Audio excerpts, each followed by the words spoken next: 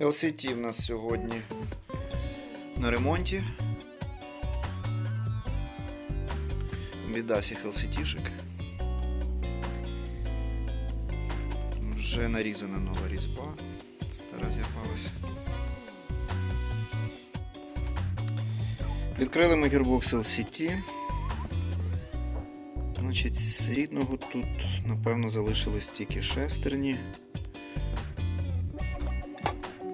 Можливо, циліндр, вже направляючий, поршень вже замінений, пружина замінена, деякі деталі вже мінялися. Значить, зловили клин, зараз будемо шукати, де це. Скоріше всього, це пов'язано з тим, що десь якась шестерня надломилася. Передивились ми шестерні, насправді клин був не в шестернях, а в двигуні. Ситуація набагато гірша. Ось така історія. Ось так розбило демпфер на голові циліндра. Дуже сумне видовище.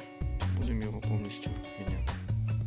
Все відшимлено, змазано, поставили ділайр на секторну, поміняли демпфер, поміняли голову поршня. Тепер збираємо. Все, закінчили ми роботу з гірбоксом, поставили новий двигун від Rocket, збираємо, міряємо.